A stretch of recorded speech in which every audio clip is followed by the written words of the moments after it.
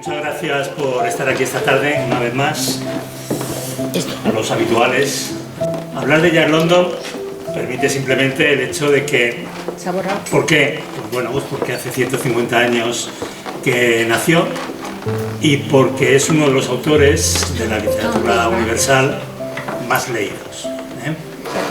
Hoy en día no se lee mucho Jack London, desgraciadamente, pero hay que considerar, por ejemplo, que algunos de sus libros, como es, por ejemplo, La llamada a lo salvaje, es el libro más leído y publicado en Estados Unidos. Hay que decir, por ejemplo, que en la Unión Soviética fue un autor de absoluto éxito y que entre el año 18, que empezó la revolución, 17-18, y el año 40, se publicaron más de 40 millones de libros de Jack London. Y que es una persona que ha tenido importancia no solamente en el mundo literario, sino también ha tenido importancia desde el punto de vista social. Uno de sus libros, este en particular, John Barleycorn, es el libro que sirvió a los abolicionistas norteamericanos contra el alcohol para hacer la ley seca. Son las memorias de un alcohólico, se llama así, John Barleycorn, y como digo, fueron uno de los elementos propagandísticos más importantes para que la ley seca se aprobara en Estados Unidos a finales de los años 20, con todo el correlato que significó a nivel social la aprobación de la ley seca. Es, por ejemplo, curiosamente, una de las personas, posiblemente la Unión Soviética, tuvo a partir de la revolución del 17, tuvo una especie como de pulsión hacia la conquista del Ártico, hacia la conquista de los polos, y posiblemente la gran importancia que tuvo a nivel editorial y el gran papel que tuvo en la literatura soviética de aquellos años Jack London, con todo lo que él tuvo que ver con el Ártico y con sus libros fundamentales, posiblemente fue uno de los elementos que hizo que la Unión Soviética volcara su atención durante muchos años en el Ártico. Es el gran propagandista del surf, hasta el punto de que es una persona de culto entre los surfistas. Es una persona que tuvo mucha importancia en la traslación en América de lo que fue un movimiento que hoy en día llamaríamos ecologista, para propiciar la aparición de lo que son los grandes espacios naturales y los grandes parques nacionales, como en su California natal fueron Yosemite, como son Yosemite o Yellowstone, por ejemplo. Es una persona que, por su afán de poner la naturaleza por encima de todo, hizo lo posible hizo que se tomara una conciencia, digamos hoy en día ecologista, que propició que se crearan los parques nacionales en Estados Unidos, o por lo menos que se extendieran hasta el punto que están extendidos hoy. O sea que no solamente es la importancia literaria o el hecho de que fuera uno de los autores más leídos y más editados en su época. Fue un hombre también que ganó muchísimo dinero. Fue el primer literato, posiblemente, que ganó $1 millón durante su corta vida. Su corta vida real, vivió 40 años, vivió entre 1876 y 1916, y una corta vida literaria, en tanto en cuanto que su primer libro importante, La llamada a la selva, de 1902, y él murió en 1916, publicó más de 40 libros, más de 300 relatos cortos y también varios libros de poesía y hasta alguna obra de teatro. Y como tuvo mucho interés en la industria del cine, que como sabéis comenzó en California, pues sus obras literarias fueron prácticamente las primeras que empezaron a volcarse en el mundo del cine. Luego, por tanto, Jack London no solamente fue un fenómeno literario, sino que también ha sido un fenómeno social, y desde este punto de vista tenemos que entender su importancia. Jack London, le veis ahí en una foto de su madurez, tuvo muy buena suerte porque fue un hombre inteligentísimo, y cuando digo inteligentísimo lo digo en el aspecto más amplio que podemos darle a ese apelativo. Por ejemplo, cuando se embarca en el Snark, un barco que él construye y que se gasta una cantidad ingente de dinero, se da cuenta que el capitán que ha contratado para el barco no sabe prácticamente nada de náutica y están en mitad del Pacífico. Él coge en una tarde los libros de náutica y en una tarde es capaz de hacer un curso de capitán que le hubiera pasado perfectamente bien. Es un hombre que leyó de una forma brutal, se leía absolutamente todo desde prácticamente los 10 años. Pero esa buena suerte también de ser un hombre sumamente inteligente tiene otro aspecto negativo, que es la contradicción en la que siempre vivió Jack London, que es el hecho de haber leído de una forma desordenada, de no haber tenido a alguien que le fuera diciendo aquello que tenía que leer, a alguien que le fuera indicando cómo tenía que hacer para reflexionar adecuadamente sobre lo que leía, sino que de alguna manera él introducía todo eso en su cabeza y de alguna forma, bueno, pues se vinculaba a ello de una forma absolutamente militante y en algunos momentos absolutamente sectaria. Y eso acabó creándole pues muchos conflictos, como veremos. Fue un hombre, como veis ahí, la foto no es muy buena, pero bueno, fue un hombre guapo, muy guapo. Fue un hombre muy atractivo, alto, medía más de 1,80, que para los estándares de la época era una altura significativa. Un hombre fuerte, duro, increíblemente bregado por la vida desde las primeras etapas de su vida. Esto es muy bueno, evidentemente, ser guapo, ser fuerte, pero también tiene su parte negativa, y es que en un momento determinado él se consideró que era indestructible, que no había nada que pudiera con él, y lo que acabó pudiendo con él fue fundamentalmente el alcohol, Memorias de un alcohólico, es como se llama un libro de la última etapa de su vida.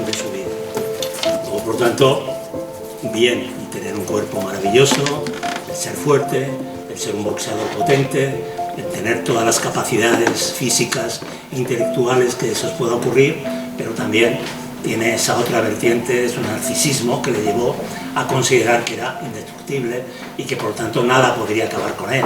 Podría beber todo, podría hacer todo, podría comer todo, podría hacer absolutamente de todo. ¿Está bien así?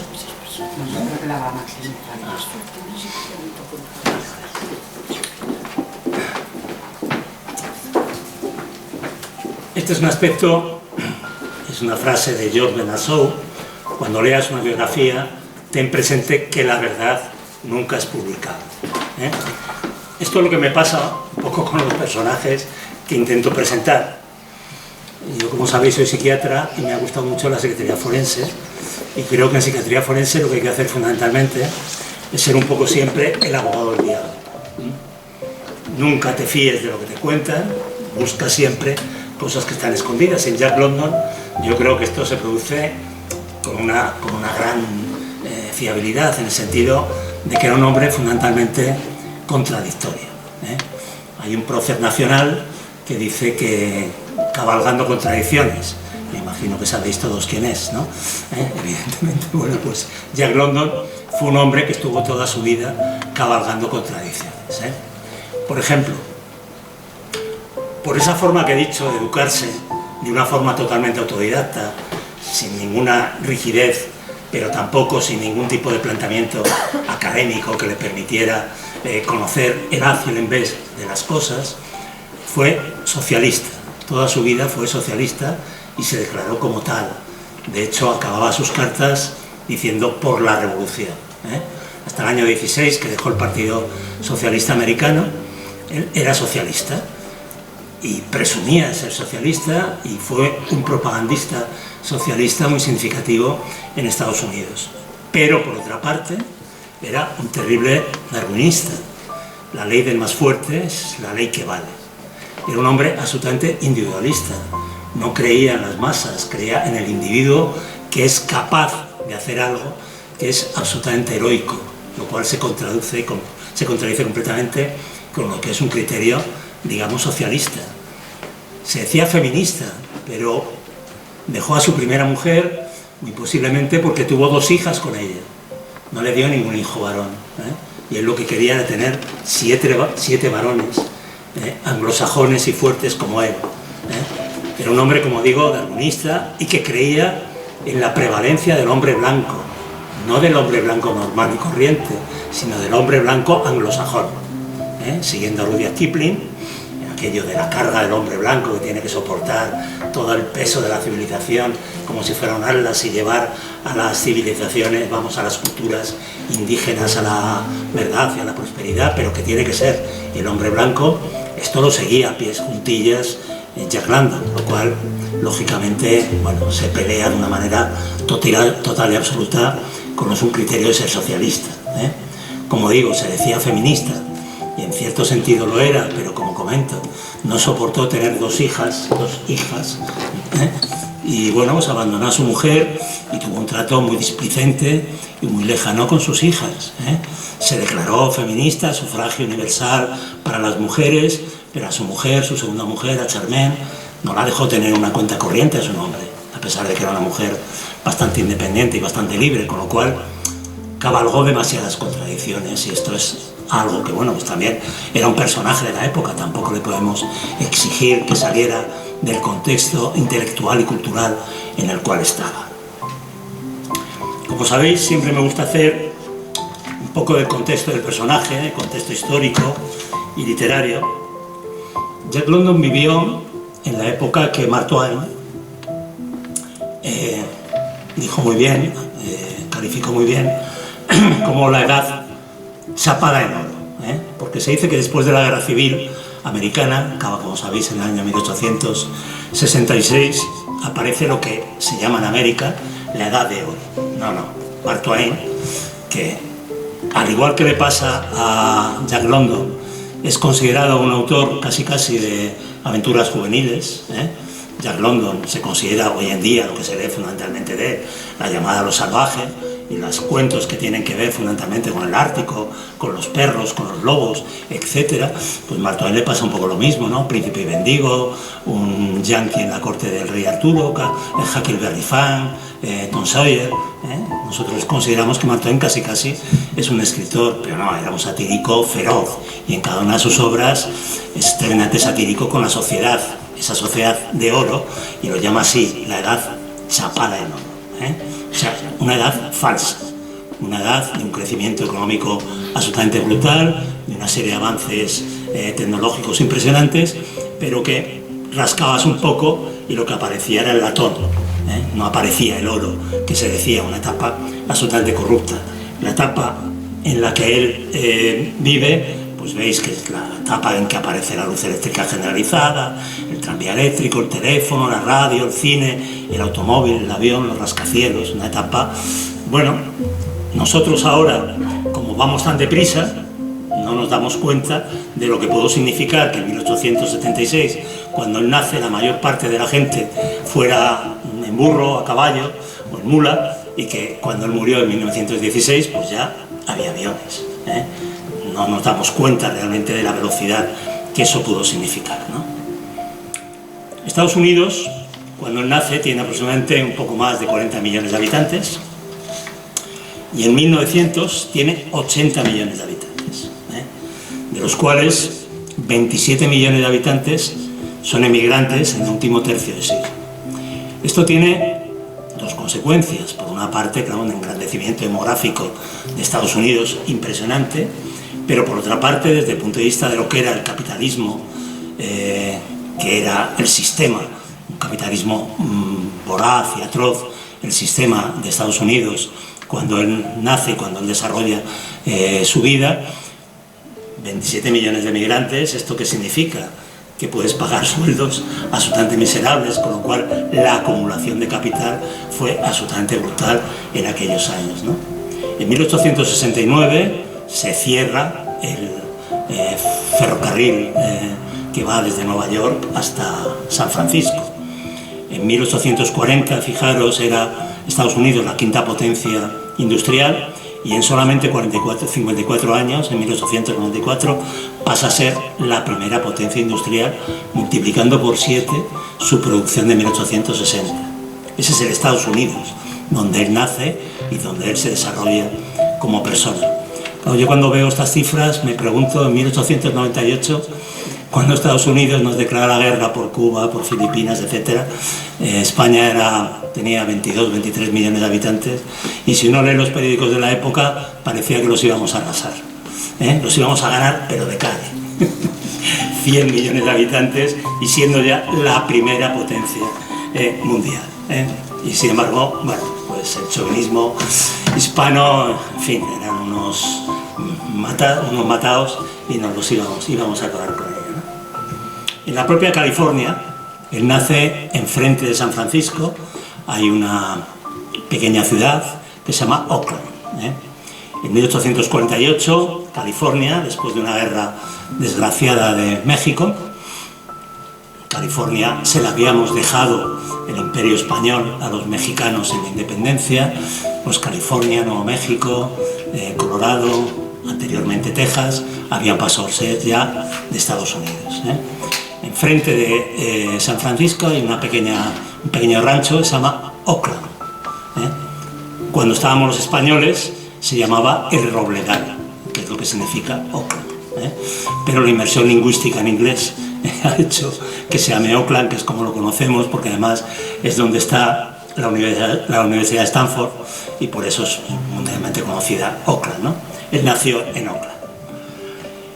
En el año 1848, a la vez que California pasa a Estados Unidos, aparece oro en California. Y San Francisco pasa de ser una ciudad de 1000 habitantes, acordaros que bueno, hay una serie de misiones, ¿no? Los Ángeles, San Diego, que llega hasta San Francisco, prácticamente es la última misión que hacemos los españoles en California. Pasa de 1000 a 25.000 habitantes. Hay una cosa que me resulta curiosa y que no puedo dejar de decirlo, y es que hubo una proporción de una mujer por cada 20 varones, lo cual significó que hubiera muchísimos mineros, marineros, gente, pues como os podéis imaginar, que venían de todas partes del mundo por el tema de la fiebre del oro. Pues lo que hubo fueron muchos espectáculos de travestis, curiosamente. ¿Por qué San Francisco es la ciudad LGTBI por excelencia? Bueno, pues en aquellos polvos, esto es lodo, ¿no? Por decirlo de alguna manera. Bueno, Oakland tuvo también importancia porque al final del terminal occidental del ferrocarril había una terrible, fue creciendo en habitantes hasta convertirse en la tercera ciudad estadounidense a finales de siglo, una corrupción municipal importantísima, como era un puerto comercial, una epidemia de peste, y para terminar con una destrucción masiva, con el famoso terremoto de California. No sé si recordáis aquella bonita película llamada Terremoto o San Francisco 1906, del terremoto de California que arrasó totalmente San Francisco. Ese es el lugar donde vivió Jack London. Como digo, es una época de un capitalismo atroz. Y cuando digo atroz, el movimiento obrero en Estados Unidos sufrió la misma represión, o prácticamente la misma represión. Nosotros tenemos la idea, ¿no?, de que los malos de aquella película en la época final del siglo XIX eran los rusos, era el Domingo Sangriento de 1905 en San Petersburgo. Bueno, pues la represión más brutal que os podéis imaginar estuvo en Estados Unidos. Se utilizó el ejército, se utilizaron todo tipo de pandas que iban a pegar a los huelguistas y a las personas que eran de izquierdas. Hubo masacres importantes, hasta el punto seguramente de que después de la Rusia zarista, la América democrática, entre comillas, es seguramente pues, el lugar donde más represión hubo, ¿no? Pero es también la época, lógicamente, como había esa atracción capitalista tan brutal, por lo que estoy comentando, 27 millones de migrantes propician que tú tienes toda la mano de obra que quieras, con lo cual yo te voy a pagar a ti 5 cuando a este no puedo pagar 1. Pago 1 a todos porque este me va a trabajar. 27 millones de migrantes en menos de 20 años, 25 años. Esto es evidente que, que provocó una brutal acumulación capitalista con los grandes nombres que vemos ahí y que todos conocemos seguramente porque hemos visto muchas películas americanas y sabemos prácticamente todos quiénes son. Algunos de ellos taparon su culpa siendo grandes mecenas, como el caso, por ejemplo, de Carnegie, o como el caso de Stanford, con la Universidad de Stanford, pero los otros, pues Rockefeller, que también fue un mecenas importante, pero no todo el mundo se comportó de esa manera, ¿no? Y ahí vemos un nombre que es Hearst, ¿eh? ¿Os acordáis de Ciudadano Kane? Seguramente es una película que todos tenemos en la cabeza, pues es la vida de Randolph Hearst. No solamente eso, también hizo una película DiCaprio, porque fue un aviador muy conocido y un hombre muy avanzado en sus ideas a este respecto, pero Hearst era el sensacionalista número uno, el amarillista número uno, el hombre de los bulos reales. Es el hombre, por ejemplo, que se empeñó en que Estados Unidos entrara en la guerra contra España por Cuba, y lo consiguió. El hombre que dijo que una noticia nunca te estropee una buena editorial o una buena cabecera, una buena cabecera de noticia. Que la noticia real no es nunca lo que importante. Lo que importa es lo que dice. Y lo que dice fue que el Maine lo hundimos los españoles, ¿eh? Bueno, pues a pesar de esto, lógicamente, porque hay que darse cuenta que Jack London fue socialista, pero un supremacista anglosajón, trabajó toda su vida para Hearst y se dejó pagar por Hearst, que lógicamente era pues un clásico, el clásico del jingoísmo. El jingoísmo es el chauvinismo llevado al extremo en Estados Unidos, ¿no? La frase de Henry James es definitiva, ¿no? La exclusiva adoración a esa diosa, esa puta llamada éxito, es nuestra enfermedad nacional, y el éxito era fundamentalmente el dinero. Parafraseando a Lenin, el imperialismo, fase superior del capitalismo, pues fijaros cuál fue la expansión norteamericana antes lógicamente ya del nacimiento de Jack London, pero durante toda la vida de Jack London, ¿no? En 1898, por ejemplo, se produce la anexión de Hawái, de una manera totalmente artera. En 1898 la guerra de España propicia la independencia, entre comillas, de Cuba, la no independencia para nada, sino una brutalidad de guerra contra los filipinos. Puerto Rico, que no tenía independentistas, se quedaron con ella por la cara porque les dio la gana. Guam exactamente igual. En 1903 propiciaron la independencia de Panamá, arrebatándosela a Colombia. En 1914 la ocupación de Veracruz de México.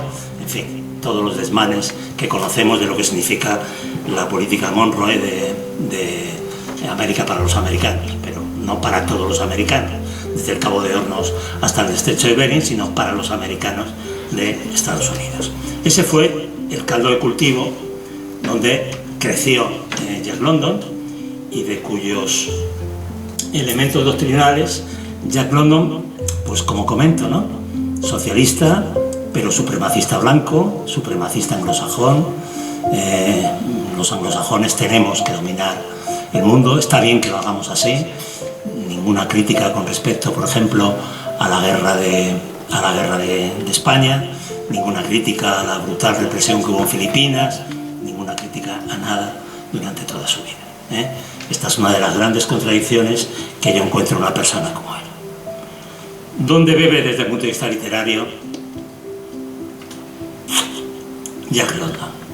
Hay una generación previa a él de grandes autores americanos. Ahí tenemos, por ejemplo, a Mark Twain, ¿no? Como comento, Mark Twain, Faulkner dijo, es el padre de la literatura americana, colocándole muy por encima. Faulkner era un literato realmente consciente, muy por encima, por ejemplo, de Edgar Allan Poe, que pasa por ser el gran padre de la literatura americana. Mark Twain, como digo, pues hoy en día, Huckleberry Finn, un Yankee en la corte del rey Arturo, Príncipe y mendigo, literatura infantil. No nos equivoquemos, es una literatura satírica de la edad de hojalata, dorada, absoluta y total. Digo esto, cuando alguien dice una anécdota y no sabe de quién es, acude siempre al que he dicho anteriormente, a Bernard Shaw, porque tiene un anecdotario absoluto. El otro, cuando no recurres a Bernard Shaw, acudes a Mark Twain, porque también tiene un anecdotario absolutamente brutal. La mejor anécdota que yo tengo de él es: yo soy el hombre más voluntarioso del mundo, he dejado de fumar 1.000.000 de veces. Ese es Mark Twain. He dejado de fumar 1 millón de veces. Ese es Mark Twain, que hace sátira absolutamente de todo, ¿no? El otro es William Howells. Hay pocas cosas publicadas en español, pero hay una cosa que a mí me ha encantado, que es Vida Veneciana. Él estuvo como cónsul en Venecia y yo creo que cualquiera que fuéramos a Venecia tendríamos que leer este libro antes de ir a Venecia. Henry Adams escribió un libro fundamental que prácticamente es muy desconocido en España, pero que está publicado en español, pero que es un libro también absolutamente crítico con esa edad aparentemente dorada de finales del siglo XIX, que es Democracia, una novela americana. Y una cosa muy bonita de Henry Adams, quería muchísimo a su mujer, y cuando su mujer murió, se mató, se suicidó. Él era un gran fotógrafo también, y se suicidó con los líquidos que utilizaba para revelar. Le hizo un mausoleo que yo os invito a que veáis en internet, Memorial Adams. Es de un escultor francés, Saint-Gaudens, y es una verdadera maravilla de lo que es la escultura funeraria. Ambrose Bierce es un hombre también muy importante. Escribió muchísimos cuentos, escribió sobre todo un cuento que es El incidente del puente del búho, que es fundamental en la literatura americana. El descubridor, por ejemplo, de Lovecraft, el hombre que descubrió a Lovecraft, y un hombre que desapareció, se fue a la Revolución Mexicana con Pancho Villa y desapareció. Hay la última película de Ian Huston, que me gustaría mucho que vierais y que os recordáis seguramente alguno, que es Gringo Viejo, con Gregory Peck, absolutamente crepuscular, ya el muy mayor, con Jane Fonda haciendo un papel fenomenal. Es la historia de Ambrose Bierce, que es un autor muy desconocido para nosotros, pero que deberíamos de también leer. Y luego, lógicamente, el gran Henry James, que ese sí que le conocemos, ¿no? Seguramente por Retrato de una dama o Otra vuelta de tuerca, que es un libro gótico de fantasmas, una historia de fantasmas absolutamente perfecta. Esta es la generación previa y la generación de Jack London, antes de llegar a la otra generación que todos conocemos, John Passos, Hemingway, Stein, la generación perdida. Esta generación intermedia, Stephen Crane, un libro cortito y que todos deberíamos de haber leído ya, El rojo emblema del valor o La roja insignia del valor, como se quiera decir, un libro sobre la guerra civil americana, absolutamente perfecto. No es literatura bélica, pero es un libro absolutamente perfecto. Dreiser es un hombre con una vida muy parecida a la que tuvo Jack London. Escribió un libro que también es muy importante, Una tragedia americana. Frank Norris tuvo mucha importancia, como Jack London es deudor de Frank Norris, es un hombre que también escribía novelas aparentemente de aventura. Hoy en día es políticamente muy incorrecto, ya lo fue inclusive en vida, porque era absolutamente racista, absolutamente anglosajón, absolutamente antisemita, el hombre anglosajón por encima de todo, y por eso hoy en día no se le lee demasiado. Y Jack London, de alguna forma, no deja de ser una especie de Frank Norris en pequeño, ¿no? Y Edith Barton, la única mujer de este grupo, con un libro que seguramente todos hemos visto en una película, que es La edad de la inocencia.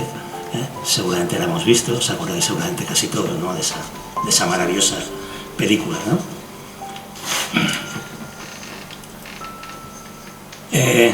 Jack London tuvo una vida terrible. Hijo de una madre, ella era de una buena familia, se marchó de su casa porque era una mujer libre. Estamos hablando del último tercio del siglo XIX, era una mujer libre y claro, se vio sometida pues, a la pobreza, a la miseria, a la indigencia, pero sobre todo era una mujer absolutamente manipuladora. Se quedó embarazada de un sujeto que pasaba por allí, que no quiso saber nada del tema. En cuanto se enteró de que esta señora estaba embarazada, cogió el portante y se largó y la dejó con el bombo, con lo que aquello podía significar en aquellos años. Os podéis imaginar, ¿no? Una mujer pequeña, calva, súper inteligente, con una muy buena formación, rencorosa, explotadora y manipuladora de su hijo, de su marido y de todo lo que se ponía por medio. Esa fue la madre biológica de Jack London. Jack London, en aquella situación, esta mujer después se casó con un hombre, se pudo casar con un hombre que se apellidaba London y que fue el que le dio el apellido a Jack London. Un hombre que quiso ser agricultor, pero que fue un fracasado, que llegó a una situación, como digo, de ruina, que llevó a la familia a una situación de indigencia. Jack London se vio inscrito en esa situación, falta de amor materno, la madre pasaba absolutamente de él, como digo, era una persona desde el punto de vista afectivo, pues absolutamente carenciada y que transmitió esa carencia a su hijo. Él tuvo una segunda madre en la hija mayor de su padrastro, que se llamaba Elisa, pero a los 8 años esta mujer se casa y se marcha, y él se queda solo, sin madre, sin esa madre vicaria, ¿no? Una tercera madre, una haya negra, que le dio la leche cuando nació y que en un momento determinado le deja dinero para seguir sus aventuras, ya lo comentaré. Pero toda su vida, lo que estuvo buscando Jack London realmente fue una necesidad de amor. Esta biografía de Jack London, veis que se llama Hambriento. Hambriento porque pasó hambre, porque pasó miseria, pero hambriento sobre todo de cariño, de afecto, de una seguridad, que alguien le diera seguridad. Fue lo que estuvo buscando toda su vida, que seguramente nunca encontró del todo, y por eso ya desde una edad muy temprana, con 14, 15 años, hizo no un intento de suicidio, pero el suicidio empezó a estar en su cabeza y en su producción de una forma fehaciente y clara prácticamente durante toda su vida, y muy posiblemente él murió por un suicidio, por no soportar el dolor. Seguramente se tomó una sobredosis para suicidarse. Niño listo en la escuela, pero a los 10 años su madre, esa situación, como digo, de mujer extractora, le lleva a una fábrica de conservas. Estamos hablando de 1886, con 10 años, una fábrica de conservas, 10 años, trabajando 12, 14, 16, 18 horas en una fábrica de conservas de aquella época que os podéis imaginar. San Francisco no es una ciudad, a pesar de, tenemos la idea de California, las playas. San Francisco hace un frío que pela, una ciudad húmeda y con un frío que pela, está muy al norte de California, está muy cerca ya de una de las corrientes que bajan del Ártico y hace un frío que pela, con lo cual imaginaros un crío de 10 años saliendo a las 5 de la mañana para ir a la fábrica conservera, trabajar en unas condiciones de humedad y de, bueno, pues, imaginar lo que es una fábrica conservera con 10 años. Esa fue la primera vez que él se enfrentó a la situación de lo que es un proletario, que fue lo que le llevó más tarde a hacerse socialista, como es lógico. Cambió ese trabajo por repartidor de periódicos, pero bueno, en aquellos momentos en que se leían, que se publicaban en los periódicos por cientos de miles de ejemplares, pues tenía que trabajar desde las 5 de la mañana a las 6 de la mañana, que salían de las rotativas de los periódicos, hasta las 8 de la tarde. Un niño de 10, de 11, de 12 años, con lo cual se acentuó todavía más ese resentimiento social, que fue lo que le llevó realmente pues al socialismo. Esta es la situación que él vivió durante aquellos años. Gracias a Dios encontró una cuarta madre, que fue una madre intelectual. Él tenía una cierta avidez por la lectura, ya en su casa, aunque llegara a las 8 de la tarde después de trabajar 12 horas en la conservera, él era capaz de intentar leer. Y encontró en la bibliotecaria de la biblioteca de Oakland, una señora, no recuerdo ahora el nombre, perdonadme, no lo voy a andar buscando, encontró una señora que le fue dando lecturas, más o menos ordenadas, ¿no? A ella le llamaba la atención la capacidad que él tenía, hambriento de pasar hambre, pero hambriento de conocimientos, hambriento también de afectos. Toda su vida fue una persona que estuvo hambrienta, por decirlo de una forma clara, esa avidez que él tenía por vivir la vida de una manera continua, sin parar, nunca pudo dejar de hacer cosas hasta el último momento de su vida, es por ese hambre física, pero sobre todo ese hambre intelectual que él tuvo prácticamente desde que descubrió que había una cosa que se llamaba libro, que se llamaba leer. Él trabaja, como digo, pues repartiendo, vendiendo los periódicos, y eso le permite ponerse en contacto con la marginalidad del puerto de Auckland. Conoce a los marineros, conoce a los truhanes que están en el puerto y se da cuenta, tiene solamente 14 o 15 años, 14 años me parece que tiene, se da cuenta, es un hombre, niño grande, fuerte, bregado en peleas, en bofetadas, en palizas, en beber, empieza a beber ya con 13 o 14 años, beber cantidades industriales como se bebía en cualquier puerto en aquellos momentos. Él tiene la oportunidad de hacerse con un pequeño bote para empezar a piratear ostras en la bahía de San Francisco. Necesita comprar un bote que vale $300 y se lo pide a ese haya negra que ella tuvo, esa ama de cría negra que tuvo cuando era un niño, con el que él mantenía una relación todavía privilegiada. Le da los $300 y se mete a ser pirata de ostras, con 15 años. 15 años, una vida, pues como veis, totalmente de adulto, más que de adulto, vamos. Hoy en día colocas a un crío de 15 años ante esa situación y podéis imaginaros, ¿no?, lo que puede pasar.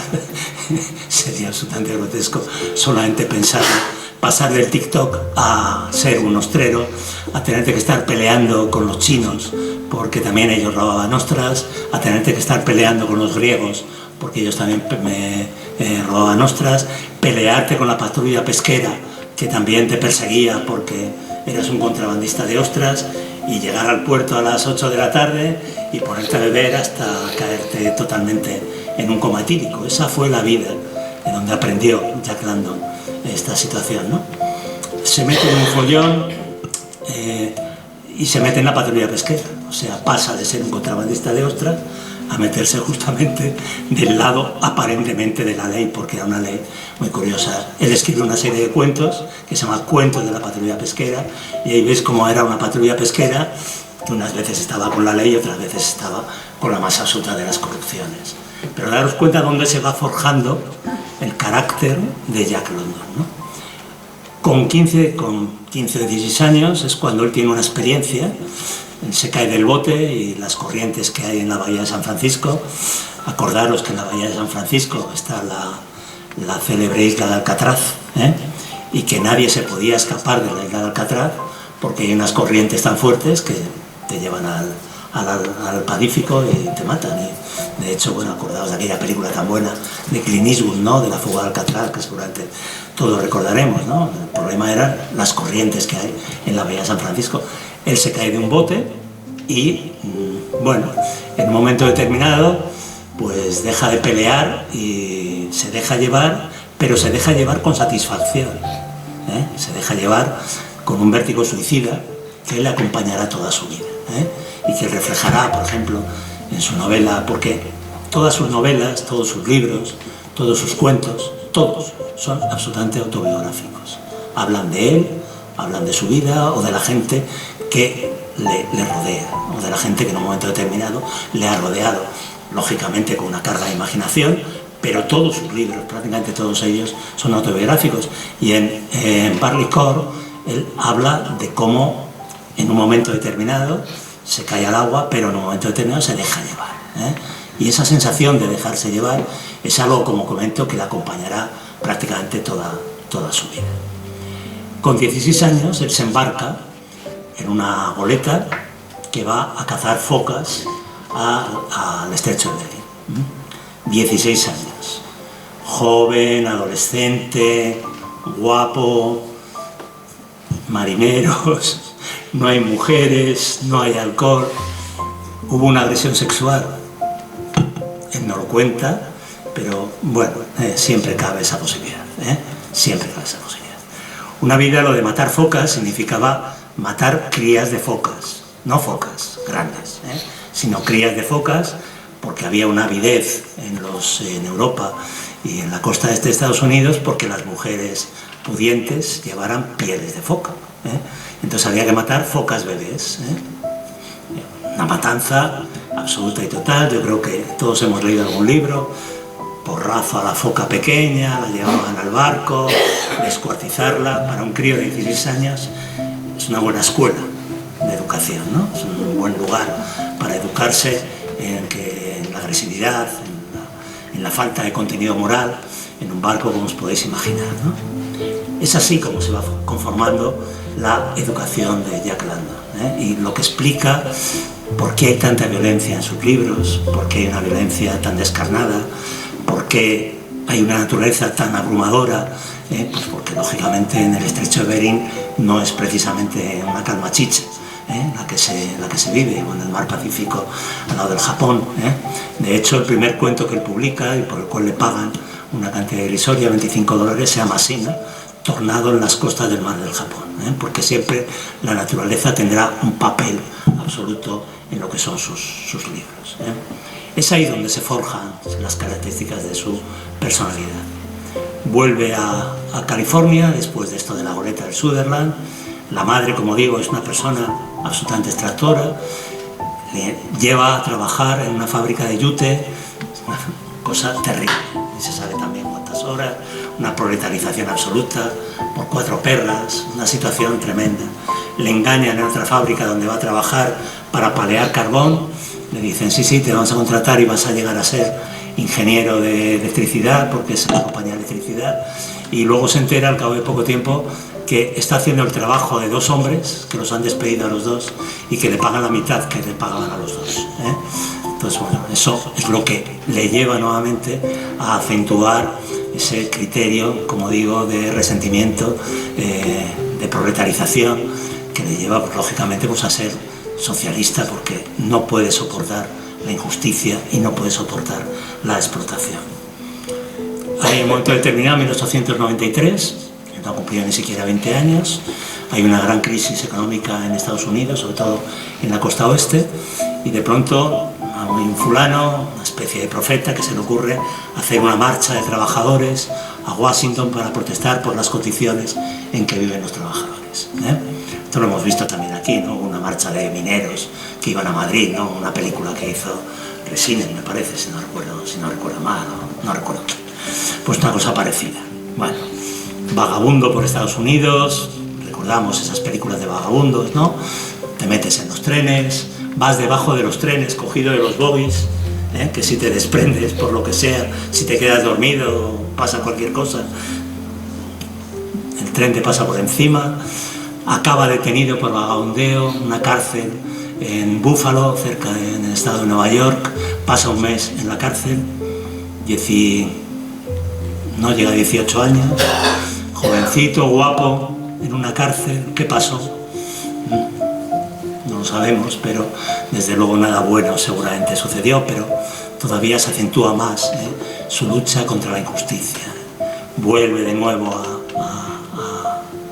a Oakland, y es cuando aparece la fiebre de oro en Alaska, la quimera del oro, Charles Chaplin, ¿os acordáis, no?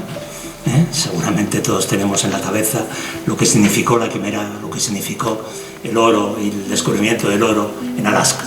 Se va con su cuñado a Alaska, su fortaleza física le salva de las espantosas condiciones en que se produce la llegada a Alaska, tener que pasar un paso que era terrorífico, en el cual morían cientos, se llamaba el paso del caballo muerto porque estaba lleno de caballos muertos, de mulas, de burros y de personas muertas. A mí me ha recordado cuando he leído la escena un poco a esto que pasa en el Everest, ¿no? Que por lo visto van dejando los cadáveres y te van diciendo, estoy donde el cadáver de rojo, estoy donde el cadáver de azul, una cosa parecida, ¿no? Él sobrevivió a aquella situación y encontró, pues, el gran motivo de lo que sería prácticamente su novelística y su cuentística, por lo menos en la primera etapa, y que fue lo que le dio un éxito bastante importante e impresionante, ¿no? Que es Alaska, el Ártico, la naturaleza, la lucha del hombre contra la naturaleza, la lucha del hombre contra sí mismo, la lucha del hombre contra los otros, la lucha del hombre contra los animales, los lobos, los osos, los perros de los trineos que cuando no tenían que comer, lógicamente se volvían hacia ti porque eras un bocado apetitoso, ¿eh? Justamente es eso lo que le da, ¿eh? Le da también un escorbuto, con lo cual se queda sin los dientes delanteros, por ejemplo, y tiene que volver a California en una situación pues bastante dramática. A partir de ese momento, él dice, no, esto no puede ser, ¿eh? Yo no puedo seguir viviendo esta situación de vivir para nada, vivir para no tener prácticamente que comer, ¿eh? Había leído, como digo, muchísimo, tenía unos conocimientos absolutamente impresionantes con esa gran inteligencia que se le había concedido, esa gran inteligencia natural, y se empeña en ser escritor, ¿eh? Y a pesar de todos los inconvenientes, y a pesar de todas las dificultades, y a pesar de todas las frustraciones, le engañan, le devuelven todos los artículos, cuentos, libros que él manda, acaba siendo escritor. Pero acaba siendo escritor, como digo ahí, no puedes esperar a la inspiración, ¿eh? Tienes que ir por ella con un garrote, ¿eh? Era un hombre absolutamente trabajador, ¿eh? Él se proponía todos los días de su vida, escribir 2000 palabras cada día. Y hasta que no escribía por lo menos 2000 palabras cada día, no dejaba de escribir, ¿eh? En su última etapa de su vida, ya cuando estaba absolutamente malísimo, cuando ya tenía una salud penosa, no dejó nunca jamás de escribir 1000 palabras diarias. Hasta el último día, antes de morir, escribió 1000 palabras diarias, ¿eh? Era un hombre que, como aquello que decía Picasso, ¿no? Las musas me pillan siempre trabajando, ¿eh? Como digo, 40 libros, más de 40 libros, más de 400 cuentos, innumerables escritos en periódicos, etc. La llamada a lo salvaje de 1903 es el libro que le catapultó a la fama, ¿eh? Le pagaron una cantidad muy importante de dinero, $2000, pero él renunció a lo que eran los derechos de autor, ¿eh? No le volvería a pasar. A partir de entonces él fue un defensor conspicuo, total, de los derechos de autor, y que fue lo que le permitió hacerse muy rico, ¿eh? Ganar, como digo, $1 millón en escasamente 12 años. $1 millón de entonces equivalían aproximadamente a unos 150 millones de dólares actuales, una cantidad realmente portentosa, ¿no? Como digo, La llamada a lo salvaje es el libro, el clásico americano más leído, ¿eh? Es uno de los tintes de gloria que podemos decir que tiene Jack London. Como sabéis, la conversión de un perro maltratado, en el jefe de la manada de los lobos, ¿eh? De cómo lo salvaje, lo interno, lo que está en lo instintivo, nos puede llevar a volver a ser aquello que fuimos en un momento determinado. El perro fue lobo en su momento, y a pesar de 10.000 años más o menos de haber sido domesticado, acaba siendo un lobo, porque lo lleva en su interior. Es una llamada de atención hacia lo que podemos ser todos y cada uno de nosotros. En El lobo de mar, 1904, un año después, como digo, La llamada a lo salvaje vendió cientos de miles de ejemplares. En El lobo de mar, de 1904, sale del Ártico, pero habla del mar, habla de lo marino, y crea un personaje, Larsen, que es el capitán del barco, tiránico, cruel, brutal, violento hasta unos extremos insospechados, pero sin embargo es un antihéroe, que es lo que gusta realmente de la novela, ¿eh? Por decirlo de alguna forma, ¿cómo se puede ser tan malo? Eso es lo que nos atrae de la novela. Y un protagonista, Baden, que a mí me recuerda mucho una película que seguramente hemos visto, que es Perros de paja. ¿Os acordáis de Perros de paja? Dusty Hoffman es un pobre profesor de matemáticas, casado con una señora muy aparatosa desde todo punto de vista, va al pueblo de ella para escribir en su año sabático una tesis, y los del pueblo violan a su mujer, ella tontea con ellos y al final la acaban violando, y él acaba peleando contra ellos, pero todo acaba peleando por su vida, ¿eh? No sé si os acordáis de una escena que yo siempre he colocado como un ejemplo básico de lo que son los instintos que todos tenemos dentro. Dusty Hoffman, profesor de matemáticas, tontito, aparentemente no violento, suave, como el Mimosín. Bueno, pues de pronto cuando tiene que pelear por su vida, se coloca detrás de una puerta con un palo de golf, y cuando pasa uno de los malos, le atiza en la cabeza, que le abre la cabeza. Le da una vez, le da 2 veces, le da 3 veces, hasta ahí bien, pero al final, si os dais cuenta en la película, acaba adoptando una postura como si estuviera dándole una pelota de golf, ¿no? Todos, cuando tenemos que pelear por nuestra vida, ¿de qué somos capaces? Es lo que nos quiere decir Jack London, ¿no? Es lo que él, en toda su novelística, es lo que quiere demostrar. Colmillo Blanco es la llamada a lo salvaje, pero al revés, como un lobo, que es atrapado por los hombres, se acaba convirtiendo en un perro, como se acaba convirtiendo en un perro doméstico a través de un proceso de domesticación. El Talón de Hierro, por ejemplo, es una novela distópica, es una novela que intuye, con esa capacidad que tienen los genios para intuir el futuro más allá de lo que es lo cotidiano, de lo que escriben en un momento determinado, intuye fenómenos como es el fascismo o el estalinismo. Es una novela distópica de un gran valor desde el punto de vista de lo que es lo predictivo, porque describe claramente lo que es el fascismo, pero también lo que es el estalinismo. Una novela muy prestigiosa en los ambientes comunistas, muy alabada, por ejemplo, por Trotsky o por Lenin, pero, bueno, muy criticada por Orwell. La gran novela que yo os invito a leer, y que creo que todos deberíamos de leer, porque es Martin Eden, 1909, una novela que cuando conocemos su vida, es su vida, es una biografía, una autobiografía, no es otra cosa, pero narrada de tal manera, narrada con tal profundidad, con tal sinceridad, que para mí ha sido un redescubrimiento.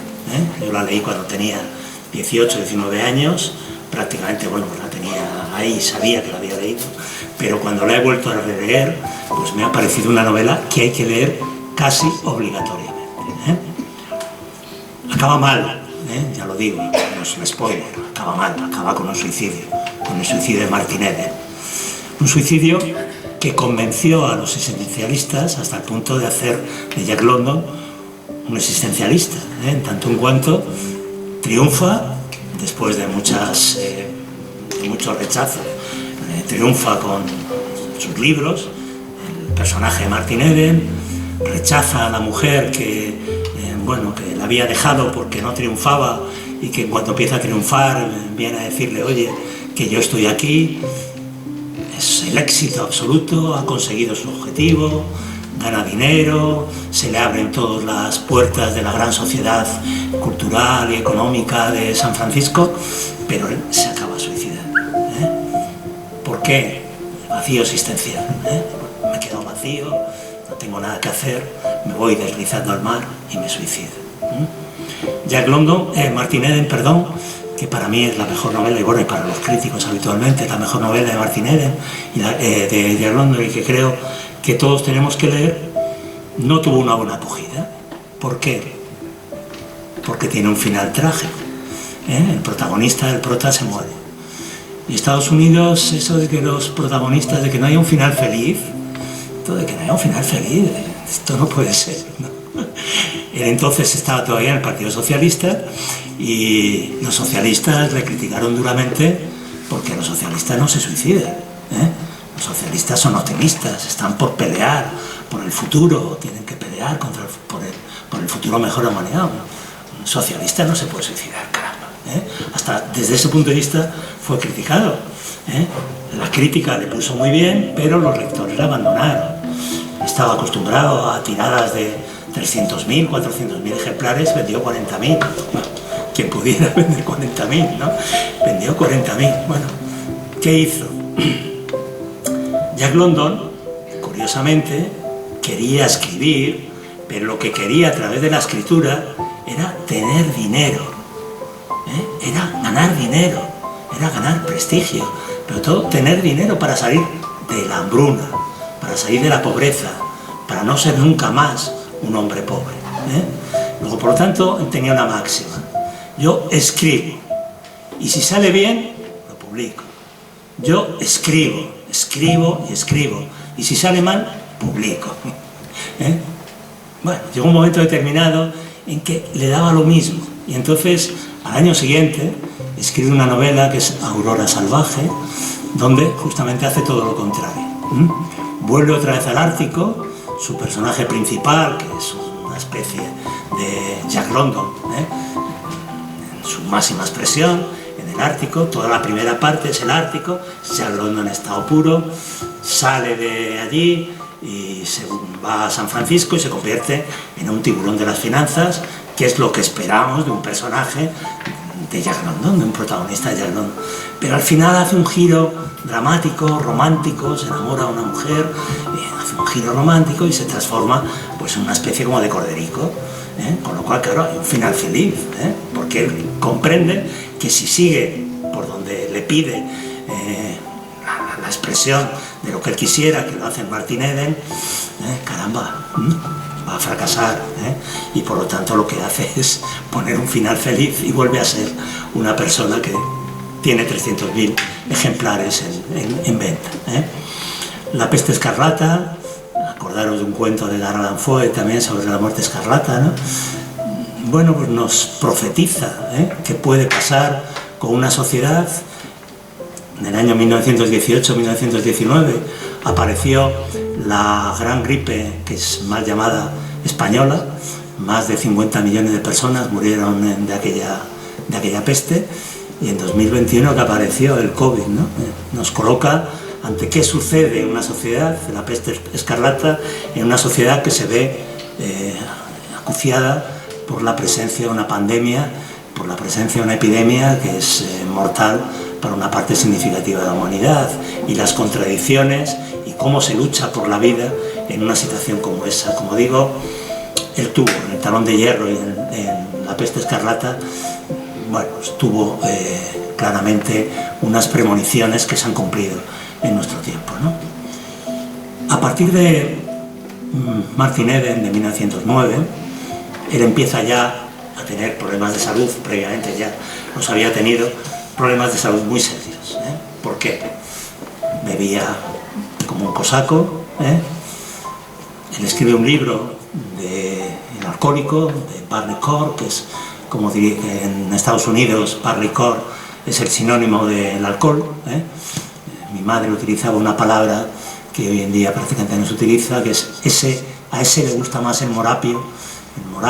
Seguramente los que tenemos una cierta edad hemos oído ese término, morapio, un término, mi madre lo utilizaba mucho y yo ya prácticamente no lo oigo, ¿no? Pero es así, a él le gustaba, era un alcohólico, él no se reconocía, como casi todos los alcohólicos. Yo alcohólico, ¿qué más? Si lo dejo cuando quiero. No, era un alcohólico absolutamente brutal, y que además describe muy bien en Barleycorn esa segunda parte que tiene el alcoholismo, no solamente el daño que hace la borrachera, sino lo que ahora se llama el craving, que es ese deseo impulsivo por beber. Lo escribe francamente bien. A partir de Martin Eden hay una bajada muy clara, muy franca, de su producción en el sentido de la calidad. Bueno, ya prácticamente el resto de los libros que escribe no tienen la calidad que tienen los primeros libros, a pesar de que seguía siendo un escritor de un éxito brutal y ganando unas cantidades inmoderadas de dinero. El motín del Elsinore, por ejemplo, es la lucha por la vida, y sobre todo lo que demuestra es el liderazgo del hombre blanco como algo que es lo que nos salva del caos, de la destrucción, del apocalipsis a nivel pequeño. A partir de 1909, fijaros hasta el punto que llega su decadencia, que contrata a un escritor, a Sinclair Lewis, para que le sirva de negro. Sinclair Lewis sería el primer premio Nobel, en 1930, el primer premio Nobel de literatura americana. También murió alcoholizado, murió en unas condiciones patéticas, ¿no? El vagabundo de las estrellas es un libro, también en cierto sentido premonitorio, de lo que son los viajes psicodislépticos, de lo que es un viaje que podemos hacer con ketamina, o que podemos hacer con psilocibina, o que podemos hacer con LSD. Él tenía un amigo, Ed Morren, que fue preso en una cárcel de San Francisco, y le tuvieron 5 meses en una situación de aislamiento, aislamiento total, y como sabéis, eso nos acaba conduciendo a una situación disociativa, a una situación de locura, y él lo que hace es, cuando su amigo Ed Morren le cuenta toda esta historia, él lo que hace es hablar justamente de este tema, ¿no? Como a pesar de que aparentemente estés absolutamente destruido, 5 meses, 6 meses metido dentro de una celda, el vagabundo de las estrellas significa que era capaz de salir de su propio cuerpo, de su propio mundo, de su propia conciencia, para crear mundos extraños, ¿no? Sin necesidad de LSD, sin necesidad de psilocibina, sin necesidad de ketamina. Lo que pasa que él ya, en la época en que él escribe este libro, ya había tenido contacto con el opio, porque tenía unos dolores impresionantes, padecía cólicos nefríticos, uremia, una insuficiencia renal que le producía unos dolores impresionantes, y había pasado ya del efecto analgésico del alcohol al efecto analgésico del opio, y posiblemente tiene que ver con la buena descripción que él hace de esa situación psicodiléptica. Cuentos importantes: El silencio blanco, El hijo del lobo, importante, Ley de vida, muy importante ese cuento, Encender la hoguera, todos un poco en este mismo sentido, ¿no? Personajes únicos, llenos de potencia, llenos de valor, acabo enseguida, no os preocupéis, llenos de potencia y de valor, ¿no? Libros importantes también, que os invito a que leáis: John Barleycorn, que es el libro del libro de un alcohólico, las memorias que, como comento, sirvieron a los abolicionistas para proclamar la ley seca. Y otro libro que es muy importante, Gente del abismo. Él en 1902 es contratado por una revista para ir a la guerra de los Boers, de los ingleses contra los Boers en Sudáfrica. Cuando él llega a Inglaterra ya se acabó la guerra, con lo cual no puede ir a la guerra, tiene que volver, pero se queda 2 meses en Inglaterra, en Londres, y se va justamente al barrio más problemático de Londres, el East End, un barrio marginal, brutalmente empobrecido, viviendo en unas condiciones absolutamente lamentables, y escribe el primer libro de periodismo crítico, que luego sería aprovechado por tantísimos otros, para hablar de la situación que se vivía en el East End. Está publicado en castellano, y por lo tanto es un libro tremendamente importante. ¿Cómo he vivido? Franca y abiertamente, aunque con crudeza. No le he tenido miedo a la vida, no me he encogido ante ella. Le he tomado por lo que era en su propia valoración, y no me he avergonzado de ella. Tal y como era mía. Esta era la forma en que él vivió, la forma en que él quiso ser recordado. Como comento, alcohol, una bulimia, también comía de una forma absolutamente desorganizada. Tenía un plato favorito que él repetía prácticamente cada día, sobre todo cuando estaba en San Francisco, que era comerse un pato entero, un pato desangrado, con la prensa, como hacen los franceses con las célebres palomas torcaces a la sang, se lo comía entero, prácticamente crudo, fuerte, prácticamente crudo. Fumaba como un carretero, vivía, como digo, de una manera totalmente desorganizada, y además contrajo una sífilis, como prácticamente cualquiera que se preciara en aquella época, y fue tratado con la primera medicación realmente con valor para tratar el Treponema pallidum, que fue el Salvarsan, pero provocaba insuficiencia renal en muchos casos, y él sufrió una insuficiencia renal agravada por lo que estoy comentando, fundamentalmente por el alcohol y por esa vida tan desordenada.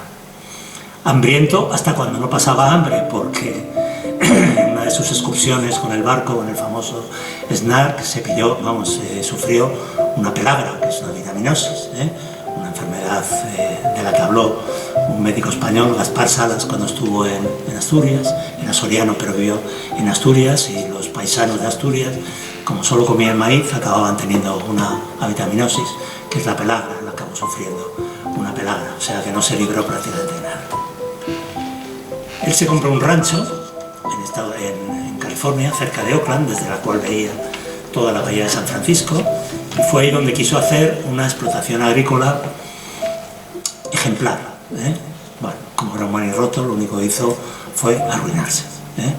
Pero uno de los primeros, uno de los pioneros de lo que es la agricultura ecológica, entendida desde un punto de vista científico, cuidadosa con el medio ambiente, etcétera, etcétera, pues fue justamente Jack London. Y hoy en día, pues no sé si recordáis aquel libro que todos los progres de la época nos comprábamos, el agricultor autosuficiente de Seymour, pues Vicente se ríe, seguramente lo conocemos, ¿no? El Seymour, ¿no? Pues debe mucho a Jack London, ¿no?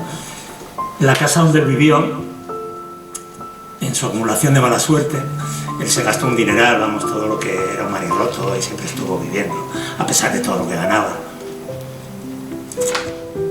Estuvo viviendo siempre prácticamente en la ruina, bordeando la ruina.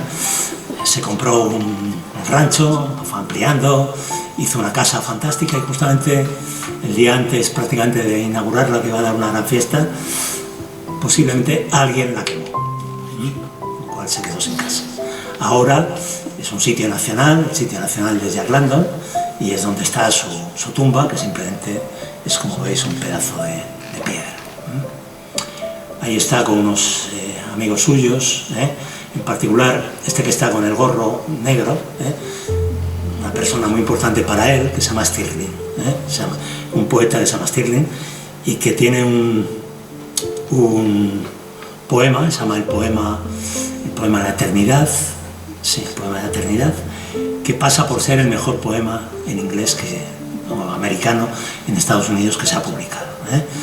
Es un hombre que tiene un papel importante en Martin Eden, porque él formó en un pueblo que se llama Carmel, famoso porque Clint Eastwood vive en Carmel y ha sido el mayor, el alcalde de Carmel durante mucho tiempo, y fundó una especie de comuna, de costumbres en aquellos años muy abiertas, nudista, de consumo de drogas y de tóxicos, etc. Entonces tuvo una gran importancia en la formación de Jack London,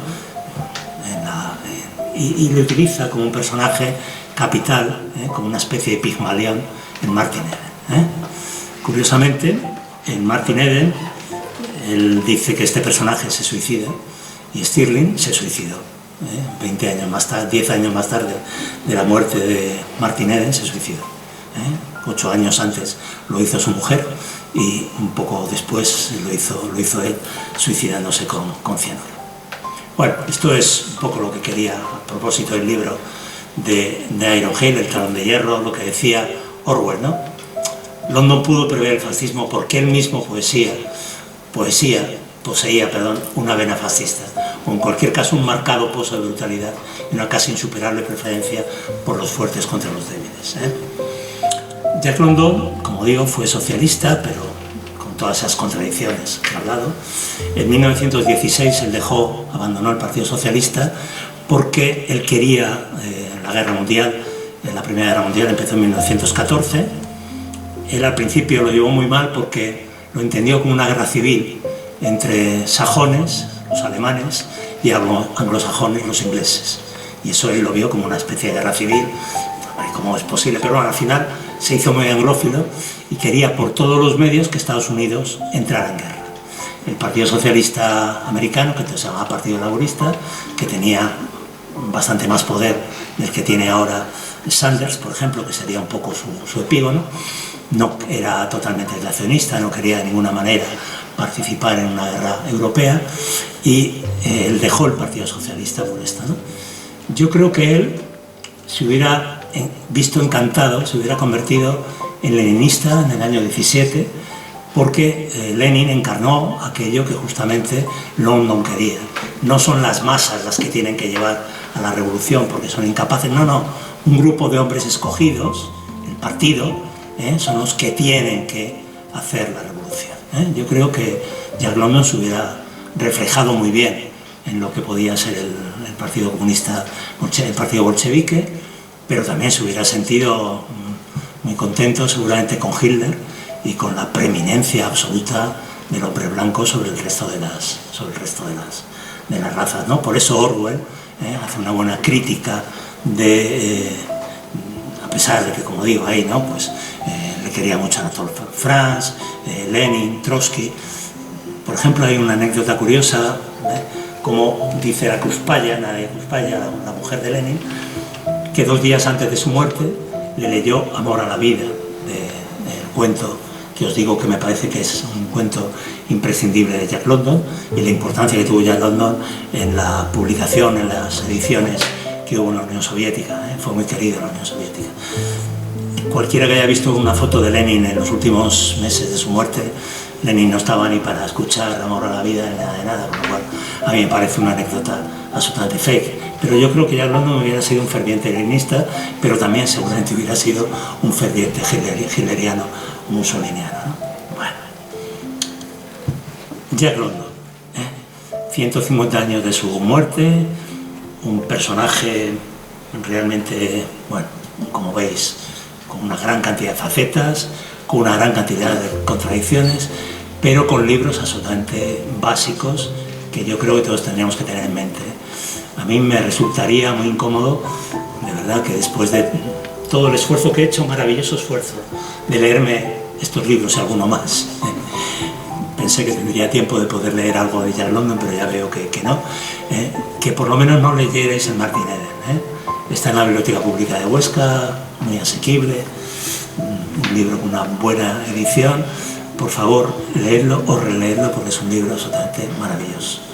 Cuentos, La hoguera, Amor a la vida, que están en estos cuentos muy bien editados por Cátedra, pues realmente cuentos maravillosos. Cuentos, ¿por qué? Pues porque en Estados Unidos los tochos se los podían permitir leer la gente rica.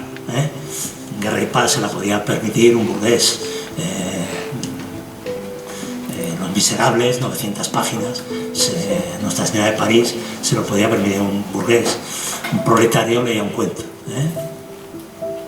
No le daba para más el tiempo, evidentemente. Por eso es tan importante el cuento en Estados Unidos, hasta el punto de que prácticamente es un elemento básico en la literatura norteamericana, los cuentos. Ahora, por ejemplo, está la Oates, que me parece que hace cuentos absolutamente maravillosos, y yo creo que los mejores cuentistas, Hemingway, por ejemplo, es un buen ejemplo de ello, son americanos, ¿no?